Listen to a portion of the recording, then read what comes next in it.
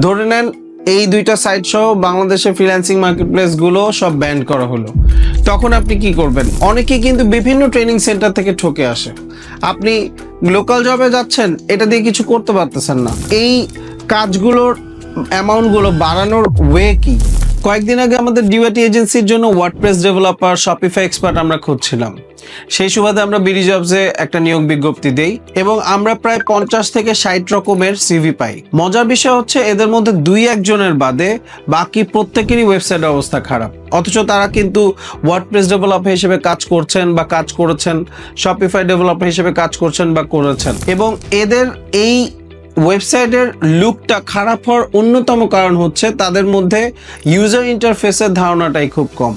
তারা colour combination, typography বা font নিয়ে কিভাবে একটা ওয়েবসাইটকে এলিগেন্টলি বা প্রিমিয়াম ডিজাইন টাচ দিয়ে ইউজারকে অ্যাট্রাক্ট করতে হয়, সেই ধারণাটাই তাদের মধ্যে নাই। এছাড়াও দেখবেন আমরা কিন্তু বিভিন্ন রকমের ট্রেনিং সেন্টারের বিভিন্ন রকমের রং চংমার্কা অ্যাড, ক্রিঞ্জ কন্টেন্ট বা 2-3 মাসের মধ্যে ক্র্যাশ কোর্স করার পর আপনি ফ্রিল্যান্সিং মার্কেটপ্লেসে লক্ষ লক্ষ টাকা আয় করতে পারবেন, এরকম টাইপের ফাঁদে আমরা পা দেই এবং পরে লোভে পড়ে কিন্তু নিজেদের ক্যারিয়ারটাকে নষ্ট করি এবং আলটিমেটলি আমাদের ফাউন্ডেশন যে স্কিলটা থাকে সেটা পুরোপুরি নষ্ট করে ফেলি। এবং এর জন্যই কিন্তু যে সকল ওয়েবসাইট ডেভেলপাররা 2-3 মাসে কোর্স করে চাকরি করতে যায়, তারা বিভিন্ন জায়গায় কিন্তু আউটপুট দিতে ঠিক মতো পারে না এবং মার্কেটপ্লেসগুলোতেও কিন্তু তারা অ্যাকাউন্ট খুলে ক্লায়েন্টদেরকে ঠিকমতো ডেলিভার দিতে না পেরে কিন্তু মার্কেটপ্লেসটাকেও নষ্ট করে ফেলে।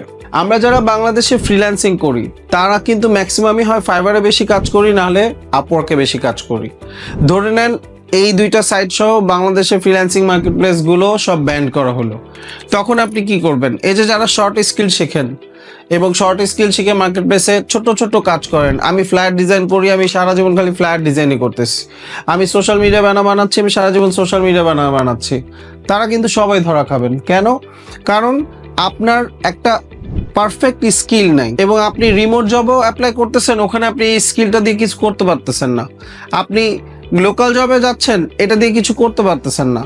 এজন্য তার সাথে সাথে আপনি এমন একটা স্কিল আপগ্রেড করেন যেন মার্কেটপ্লেস থাকুক বা না থাকুক, আপনি লোকাল জবস বলেন বা রিমোট জব বলেন, আপনি যেন বাসায় বসেও যদি অনলাইনে কাজ করেন, সকল ক্ষেত্রে বা প্যাসিভ মার্কেটপ্লেস বলেন, সকল ক্ষেত্রে যেন আপনি আপনার ওই স্কিলকে কাজে লাগাতে পারেন এবং নিজের ক্যারিয়ারটাকে পারফেক্টভাবে এস্টাবলিশ করতে পারেন। এবং সর্বদাই যখন ফ্রিল্যান্সিং মার্কেটপ্লেসে কাজ করবেন, ভাববেন যে আমি আজকে যদি $5 কাজ করি, আমি আগামী 1 মাস পর $10 বা $20 কাজ করব, আমি তার 6 মাস পর $50 বা $100 কাজ করব। এখন এই কাজগুলোর অ্যামাউন্টগুলো বাড়ানোর ওয়ে কি?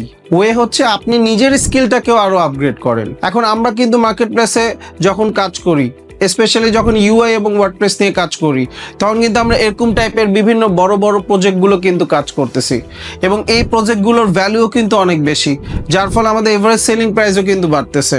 তো এই প্রজেক্টগুলো যখন আপনি করবেন, এক তো আপনার স্কিল আপগ্রেড হচ্ছে, 2 হচ্ছে আপনি অ্যামাউন্টও বেশি পাচ্ছেন, 3 নাম্বার হচ্ছে যদি মার্কেটপ্লেস নাও থাকে আপনি কিন্তু লোকাল জব বা রিমোট জবও করতে পারতেছেন, 4 নাম্বার হচ্ছে আপনি ইউনিক কনসেপ্ট শিখতেছেন, ইউআই ডিজাইনের কনসেপ্ট শিখতেছেন, যেটার মাধ্যমে আপনি প্যাসিভ মার্কেটপ্লেসেও কাজ করতে পারবেন।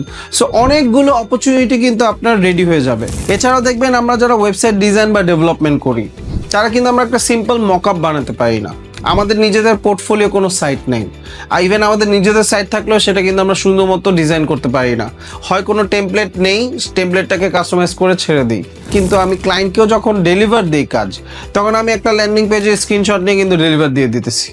এখন এটার ফলে কি হচ্ছে, আপনি যে আসলে নিজের পোর্টফোলিওটাকে অ্যাট্রাকটিভ একটা লুক দিতে চাচ্ছেন সেটা আপনি পারবেন না।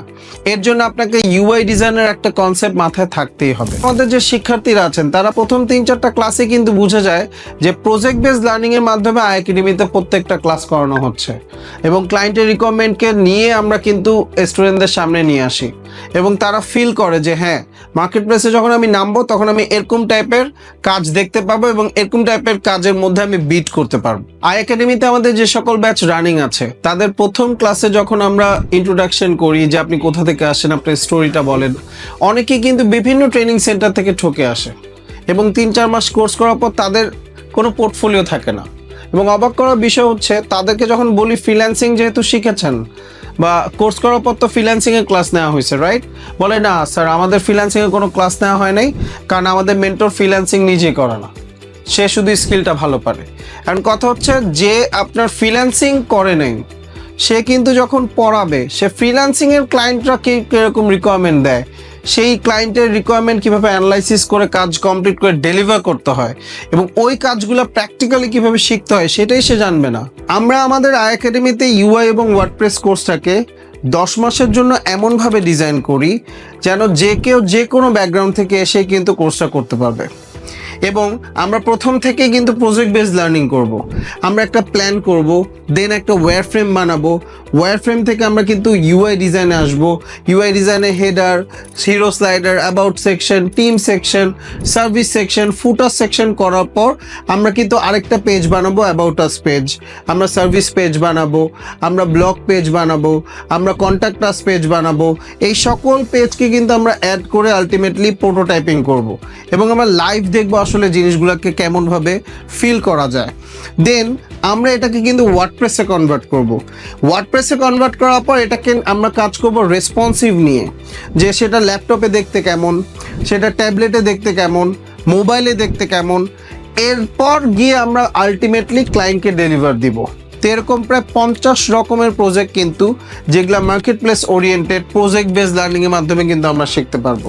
10 মাস কোর্স করার পর যারা সুন্দর মতো তাদের পোর্টফোলিওগুলোকে সাজাতে পারবেন, সুন্দর মতো প্র্যাকটিসের মাধ্যমে নিজেদের স্কিলটাকে আপগ্রেড করতে পারবেন, তাদেরকে নিয়ে কিন্তু আমাদের 1 মাসে ইন্টার্নশিপ হবে এবং এই ইন্টার্নশিপ প্রোগ্রামে কিন্তু আমরা অনেক রকমের প্রজেক্ট আরও বেশি শিখব এবং আমাদের এজেন্সিতে প্রতিনিয়ত যে কাজগুলো আসছে সেগুলো আমরা কিন্তু আমাদের ইন্টার্নদের দিয়ে কাজ করাবো এবং এই ইন্টার্নদের মধ্যে যারা ভালো কাজ করবে তাদেরকে কিন্তু সরাসরি আমাদের ডিওআইটি এজেন্সিতে কিন্তু আমরা নিয়োগ দিব। তো এটাই হচ্ছে আমাদের প্ল্যান, যে আমরা ওয়ার্ডপ্রেস শপিফাই ডেভেলপার খুঁজছি, সেটা যেন আমাদের স্টুডেন্টদের মাধ্যমে আমরা আমাদের এজেন্সিতে নিয়োগ দিতে পারি।